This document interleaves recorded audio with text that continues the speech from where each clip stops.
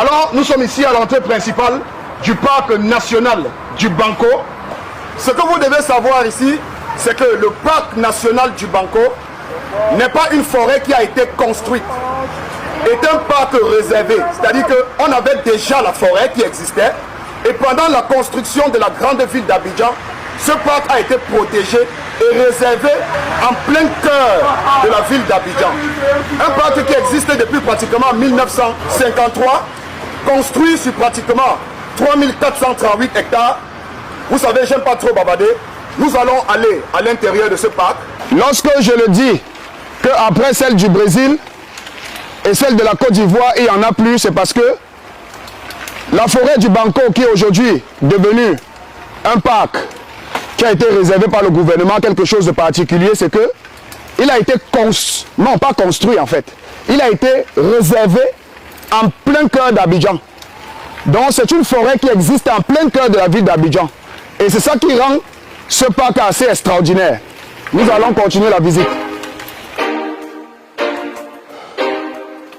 Ce que nous devons retenir ici, c'est que lorsque vous arrivez au parc national du Banco, les voies d'accès sont praticables pour les véhicules, mais tellement c'est grand, parce qu'on parle ici de 3438 hectares, nous avons voulu découvrir cela pièce par pièce. Parce qu'étant dans le véhicule à un certain niveau, on va devoir garer les véhicules. Nous, on a préféré prendre les vélos parce qu'on veut découvrir les bas-fonds du parc du Banco. C'est pour ça que j'ai choisi le vélo. Et puis, mon enfance me manque aussi.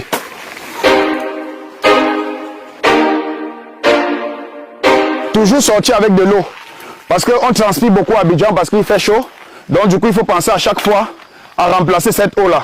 Ça nous évite de donner beaucoup de travail au rein. Parce que le calcul rénal, ça fait extrêmement mal. Je l'ai eu, hein. Mais c'est une vieille histoire.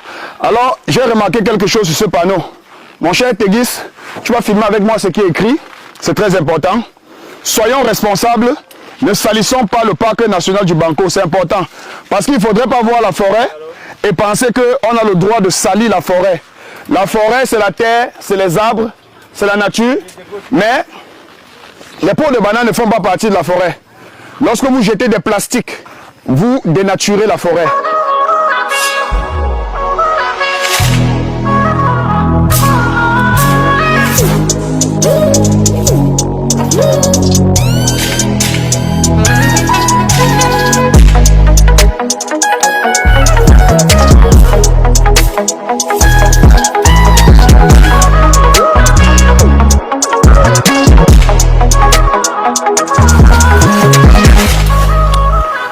Nous sommes avec notre guide et honnêtement j'avais deux petites questions à lui poser. C'est du Congo ça, parce que lorsqu'on voit l'étendue de cette forêt qui a été préservée par le gouvernement en plein cœur d'Abidjan, comme vous aimez tant bien l'appeler, le poumon vert d'Abidjan, c'est bien parce que il y a une certaine volonté de vouloir la préserver ici en plein cœur d'Abidjan. Oui, je dirais qu'il y a une véritable volonté parce que ce parc-là, il offre tellement d'opportunités à tous ceux qui habitent à Abidjan et même ceux qui viennent de l'extérieur, ceux qui sont de passage en Côte d'Ivoire. Préserver ce parc-là permet d'abord à la population abidjanaise de mieux vivre, d'avoir une bonne espérance de vie parce que le parc du Banco, il absorbe le dioxyde de carbone.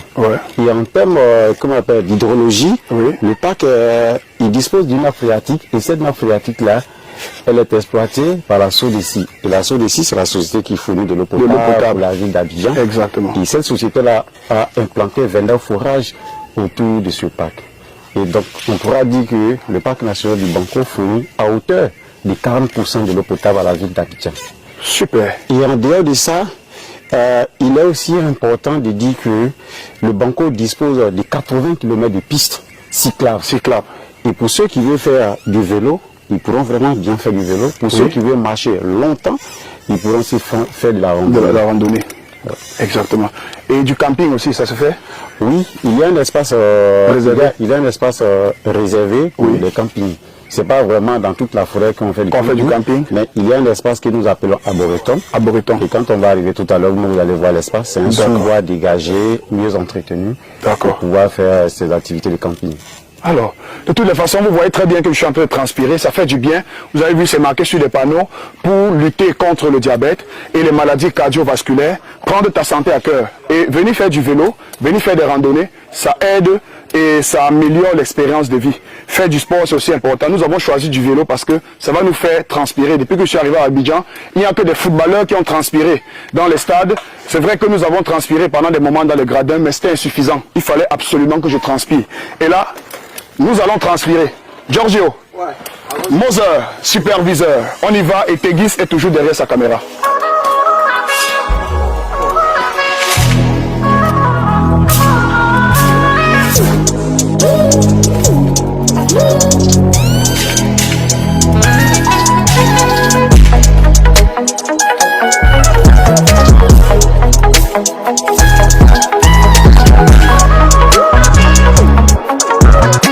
Et quoi? Vous confirmez maintenant? On n'a pas le temps. On n'a pas le temps de les laisser grandir comme ça là. On évacue ça rapidement. Bouillon poisson d'eau douce, ça passe avec du bon piment. Ah oui, mais n'allez pas croire qu'il n'y a pas ça au Cameroun. Hein? On ne vous trompe pas, attention. Les Camerounais aiment trop manger. Attention, quand je vais retourner au Cameroun, je vais vous présenter ça. Parce qu'en fait, on est dans une optique de brassage culturel. Qu'est-ce qu'il y a, qu'est-ce qu'il n'y a pas? C'est une forme de comparaison des deux peuples, mais une comparaison positive qui permet de s'auto-développer. C'est-à-dire que de venir tricher un peu chez vous, comme vous avez l'habitude de tricher chez nous. Comme par exemple, vous nous trichez, vous venez d'avoir la troisième étoile, la troisième étoile, c'est la tricherie. Hein?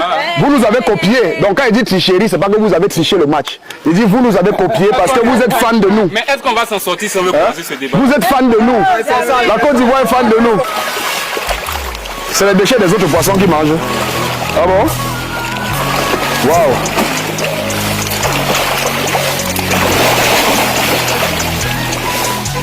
Magnifique. C'est magnifique.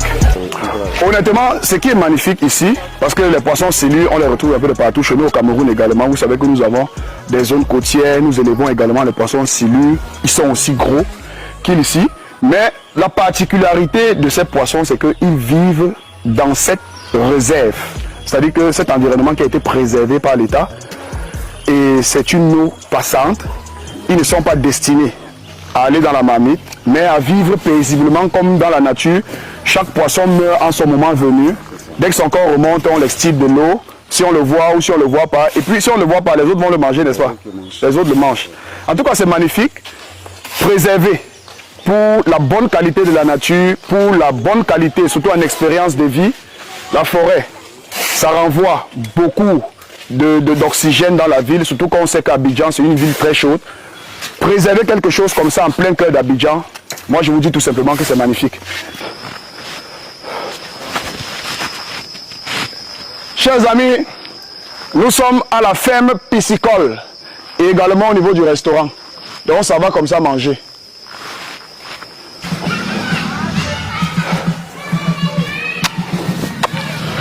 Alors, les amis, nous sommes arrivés au restaurant du Banco.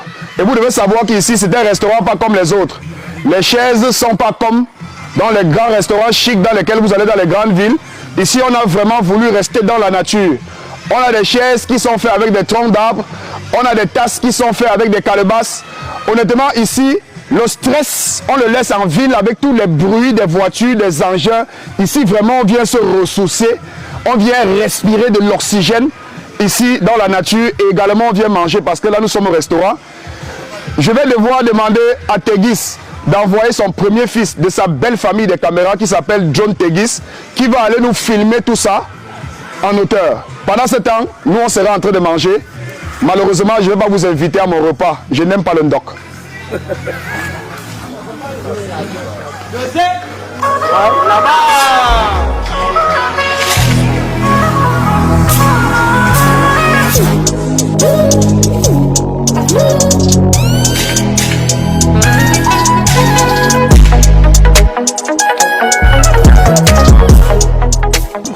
Honnêtement, ici, on n'en vit pas le monde moderne.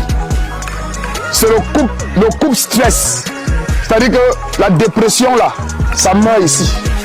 Vous vous évadez. Vous êtes en symbiose avec la nature parce qu'en réalité, l'être humain appartient à la nature. Donc une fois que vous avez des problèmes, que ce soit dans vos entreprises, que ce soit avec le voisinage, que ce soit dans la famille, en couple, à un moment donné, vous n'allez pas mourir avant votre âge. Évadez-vous. Venez confier vos problèmes à la nature et amusez-vous tout simplement. Là, on va s'asseoir pour manger. Merci. Azambe, ça me rappelle le nord du Cameroun, ce genre de bol, fabriqué à base de calebasses. Ça me rappelle le Cameroun. Non, il faut que je rentre. Il faut que je rentre. Mais pour le moment, vin de raffia. Le chapalo. Ça me fait penser à mon Cameroun tellement ça me manque. Aïe, aïe, aïe. Il y a des Ivoiriennes là qui disent que je dois rester ici, que je suis trop beau. Qu'il faut que je reste parce que... N'est-ce pas? N'est-ce pas? Honnêtement, c'est tout simplement magnifique. Aloko, patates, poulet, poisson, akeke, assaisonnement. Sans vous mentir, je suis très fier d'être africain. Ouais, je suis avec les frères. Voilà un gars qui connaît, il maîtrise comment on mastique ça. Au bout de ça, on est sous la supervision générale de Demoser. Donc même la nourriture, celui qui supervise. Derrière le Cameroun, on a Tegis. Lui, il a faim. Son plat arrive. Si on regarde un singe, arrache le plat là, il part avec. Nous, on aura mangé. Lui n'aura pas mangé. Il va se contenter de regarder les vidéos. De nous en train de manger. Non, manger, c'est quoi? Je mange. Ton type a levé le drone. Tu as la chance, parce que je me posais la question que tu attendais quoi pour lever le drone. Aïe! Ah non, maman! C'est la nourriture! Vive la belle famille! Vive la 3e étoile! Mais on reste les grands frères. Nous avons 5. La Côte d'Ivoire nous copie toujours. Ils nous suivent comme les bons petits frères. On se dit pourquoi pas faire un tour, pourquoi pas le vulgariser, parce que c'est extraordinaire. Quand on sait que on ne trouve que ce genre d'environnement au Brésil. On a une qui est au Brésil et on a la deuxième qui est en Côte d'Ivoire, qui est construite en plein centre-ville. Vous êtes jumelles? Je parle à la même personne et la même personne. Ouais, alors toi c'est? Marie-Paul. Marie-Paul. Et toi? Anne-Marie. Moi c'est Miraldor, je viens du Cameroun. Et nous sommes au niveau du parc national du Banco en Côte d'Ivoire. Moi j'aimerais savoir, qu'est-ce qui vous amène au niveau du parc aujourd'hui? C'est Goumin ou c'est quoi? Bon, pas Goumin, je peux dire que j'aime bien la nature, c'est propre. Et c'est agréable en fait, l'air est pur. Et ça permet aussi d'échanger les idées. Exactement. D'avoir un lien aussi avec la nature. C'est vraiment important. Et toi, qu'est-ce que tu fais? Une réponse pour les autres vu que moi, vous êtes j'aime plus. Je viens ici parce que j'aime bien faire du vélo. Ouais. Alors, ici, on a la possibilité de faire du vélo, de se défouler, tout ça, de transpirer sans vraiment prendre de risques. Parce qu'en ville, il y a trop de véhicules. Il y a trop de véhicules. Voilà. Alors qu'ici, tu peux faire du vélo, tu peux te balader, faire comme tu veux en fait. Et tout est bio ici. Je crois que vous êtes des jeunes entrepreneurs ou... Non, on travaille déjà. Ah, vous travaillez déjà? Oui, dans l'hôtellerie. D'accord. Les deux dans l'hôtellerie. Oui. Donc vous voulez jamais vous séparer quoi? Ah non. Si on veut vous épouser, alors on fait comment? Prends balle. Prendre balle avec quoi? J'ai trop de charisme pour ça. Moi je prends deux. Non, écoute, je suis le genre. Écoute, je suis le genre à prendre les deux jumelles. J'ai assez de charisme et assez de force physique et de force gamiotique pour vous amener dans tous les sens à deux. Non, même dans la poussière ça se fait. J'ai assez de gabarit pour vous protéger contre la poussière. Hein? Je peux vous servir de cache-nez naturel. Ça vous rappelle quoi? Tarzan. Nous sommes en pleine forêt et honnêtement, ce qu'il y a de magnifique ici, au parc national du Banco, c'est qu'ils ont également prévu des espaces de loisirs pour des enfants et pour des adultes. Parce que ici, l'amusement chez l'homme ivoirien, ça concerne tout le monde. En Côte d'Ivoire, on aime s'enjailler, on aime s'amuser.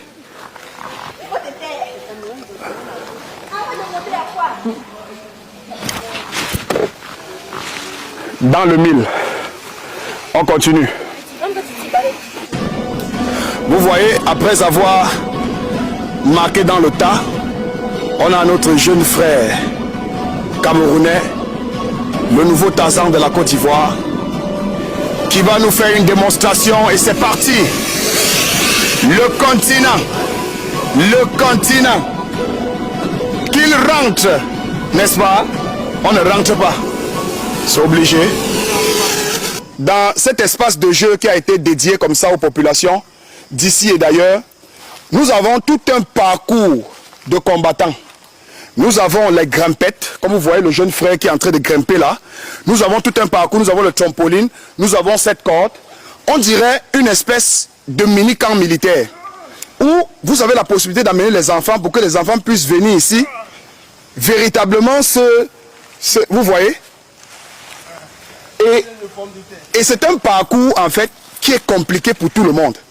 Et j'ai remarqué quelque chose ici, c'est que les enfants réussissent mieux ce parcours que les adultes. Les enfants s'amusent mieux que nous. Parce que c'est un parcours extrêmement difficile. Et c'est là où je m'en vais directement féliciter nos soldats de l'armée, notre gendarmerie d'ici et d'ailleurs, parce que le travail qu'ils font est énorme. Gars, j'ai essayé, mais il ne veut pas verser tout la loco et la tchéquée que j'ai mangé dans ce parcours, papa. On va revenir quand on aura terminé ce documentaire et je vais faire mon parcours tranquillement en caméra. Je vais faire les boqueries. Et c'est ça. Ne lâche pas. Ne lâche pas. Regardez comment les enfants, eux, ils font ça, ils sont tranquilles. Hein? Les enfants font ça, ils sont tranquilles. Nous, la peur va se me tuer, mon frère. Ici, moi, j'aime le gésier.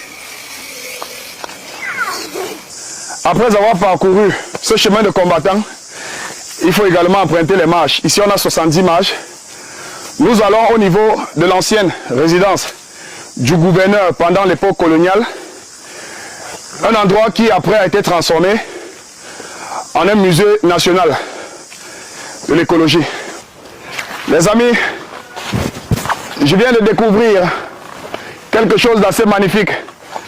Je viens de tomber sur l'un de nos petits frères.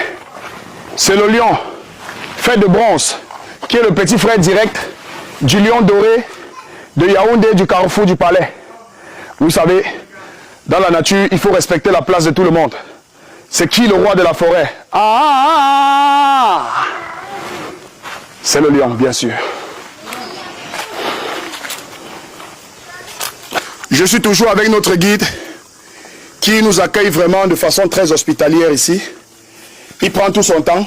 Nous prenons tous notre temps. Il est tellement patient. Il prend le temps de nous expliquer un peu le fondement de ce parc national du Banco. Et ici, je remarque sur la carte des espaces verts. Et actuellement, nous sommes à quel endroit? Actuellement, nous sommes au parc national du Banco, qui est ici. Oui. Et je remarque qu'il est le plus petit. Le petit. Donc, ça veut dire qu'en réalité, il y a encore beaucoup de parcs de réserve. Beaucoup de parcs. Mais oui. Le plus petit de tous les parcs, c'est le parc national des îles Otilé. Ah, des îles Otilé. Ah, d'accord. Voici le plus petit. Il se trouve à Diaké. Oui. Là, c'est le plus facile. Les gens passent par Assini. Assini. Oui, on était à Assini récemment. Nous sommes allés nager. Et la réserve aussi la plus importante ici en Côte d'Ivoire, c'est la réserve de Lamto. Lamto. Lamto, parce que c'est une réserve où se trouve la station géophysique. Oui. Donc les données des météos que nous avons en Côte d'Ivoire, c'est ici que tout part. Super. Si vous avez remarqué quelque chose, les amis, c'est que moi, je transpire. Georges Elect transpire. Tegis transpire. Mais Moser et notre guide ne transpirent pas. Ils ont déjà signé des pactes avec cet environnement. Honnêtement, hein, merci pour la tricherie. Vous comprenez, non? Merci. On va aller visiter maintenant le musée écologique. C'est écrit « Drôle d'empreinte ». Certains animaux nous ont rendu visite cette nuit et ont laissé des traces sur leur passage. Et honnêtement, je vais vous dire une vérité. Les traces de pattes de chimpanzés me rappelle beaucoup de choses. Je vais vous dire quoi à la fin de cette vidéo. Partagez-la et restez connectés. Et là, tel que je vois la forme et la taille, j'imagine. Est-ce que c'est ce que j'imagine? Problème du pays. Alors là, on a un crâne d'éléphant. Waouh! C'est un vrai crâne. Qui l'a créé? Qui a créé cet animal? C'est pas possible. Regardez le crâne d'un animal. C'est ça, les ailes voulaient prendre pour s'envoler. Ah oui. Et là, on a quoi? Là, c'est le squelette d'un hippopotame. Hippopotame, d'accord. Waouh, mais l'hippopotame, il est très petit. L'éléphant, c'est vraiment majestueux, hein? Il y a deux types d'hippopotame. Ça, c'est l'hippopotame nain. Oui. Ça, c'est l'hippopotame pique. Ah, d'accord. Hein? Ouais. Ça, C'est le camp d'Annie Loucher. Ouais. C'est la photo de l'animal qui est là. Ah, d'accord. L'animal, on le retrouve au parc national de Taï. De Taï, d'accord. Celui-là aussi, on l'appelle le tamandar. Oui. C'est un animal qui vit dans les branches, il n'a pas de queue. Et Ouais. par moment, quand il descend, pour pouvoir protéger son petit qui tombe Ouais. de l'arbre, Ouais. il met un cri. Ouais. Et ce cri-là, ça fait que nous, les Ivoiriens, on va l'appeler le Roya. Le Ouya. Voilà. Ah, Parce que quand il crie, il fait... Ah, d'accord.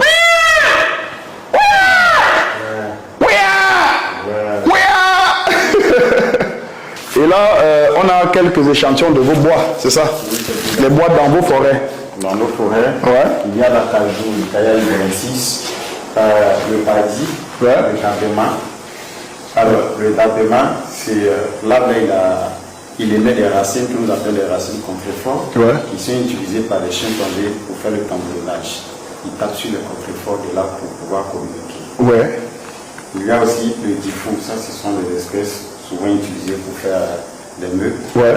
Le framiré, Ouais. le framiré appelé Téméra ivorensis, c'est une espèce dont le cylindre central, Ouais. le milieu de l'arbre est dur, très solide, et donc beaucoup utilisé pour faire des boîtiers, pour piler le riz ou encore le photo. Là aussi, c'est un bois qui est utilisé pour faire des meubles. L'iroko. L'iroko. Ouais. C'est l'arbre qu'on appelle interdit d'exploitation. Ouais. C'est un très bon bois. Interdit de... Ouais. On ne l'exploite plus. Et après ça, il y a aussi le bourgangie, le sapéli, le cipot. Ce sont les arbres que nous avons dans ce parc. Ouais, le sapéli, ça c'est un nom qui m'est très familier. L'iroko aussi, ça m'est très familier. Et chez nous aussi, on a un autre bois aussi qui est très familier qu'on appelle le bibinga. Oui, le bibinga. On va continuer notre marche. Nous sommes toujours au parc national du Banco de Côte d'Ivoire à Abidjan. On va continuer notre visite parce que, comme je vous le dis et je le rappelle toujours, nous avons 3438 hectares à parcourir. Je ne sais pas si on va arriver, je ne sais pas si j'ai assez d'eau pour pouvoir me déshydrater ou pour pouvoir m'hydrater. Déshydrater, je me suis déjà fait déshydrater par la chaleur, donc je vais m'hydrater un peu. Et puis on va continuer. Allez.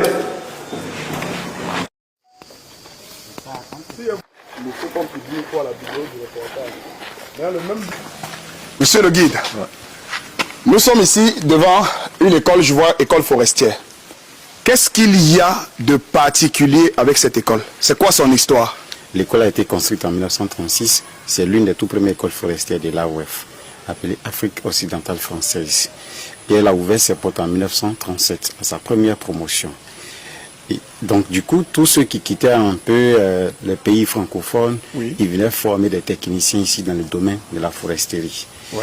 Et à partir des années 60, l'école va devenir nationale.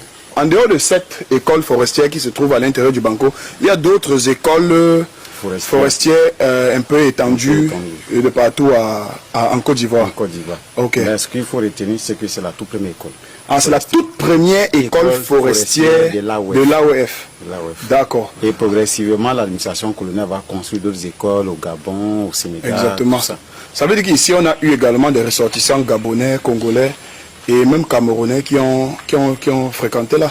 Est-ce qu'on a eu des Camerounais qui ont fréquenté dans cette école? Effectivement, il doit y avoir des Camerounais parce que le Cameroun fait partie de l'Afrique francophone, même s'il y a le côté anglophone. Oui. Mais tous ces pays-là, à un moment donné, ils ont formé des techniciens dans cette école. C'est-à-dire qu'on vient à l'école forestière et on est exactement dans la forêt. Ça veut dire que c'est vraiment de la pratique. C'est de la pratique puisque pratique ici, plus et simple. Ils ont un internat. Oui. L'internat se trouve de l'autre côté du à bâtiment, à l'arrière-plan. Ouais. Et quand ils viennent ici, c'est rien que études. Les études. La pratique. Oui. Ils ont 6 mois de cours et 3 mois de stage de terrain. Ah oui. Et après ça, ils vont sur le marché de l'emploi. Super.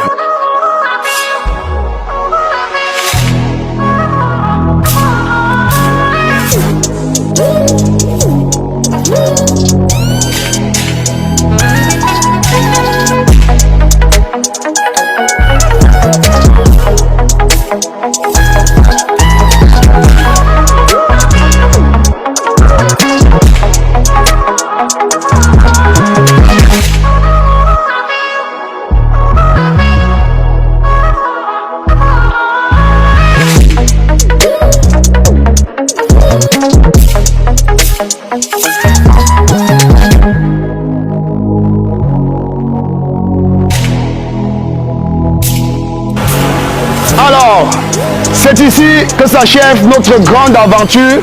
Nous venons de parcourir le parc national du Banco de Côte d'Ivoire. Je peux vous faire une confidence. Nous n'avons pas pu parcourir toute l'étendue du parc parce qu'on parle ici de 3438 hectares. Et pour pouvoir parcourir cela, il faut avoir beaucoup de couilles, avoir beaucoup de cardio et venir surtout tôt et avec les enfants qui vont nous encourager. Je tiens à envoyer un message à tous ceux qui sont venus en Côte d'Ivoire pour la CAN et qui ne sont pas venus visiter le parc national du Banco. Ne rentrez pas pour ceux qui sont là sans visiter le Banco et pour ceux qui sont partis, vous êtes censés revenir pour visiter le Banco. Alors, nous vous invitons tous à visiter le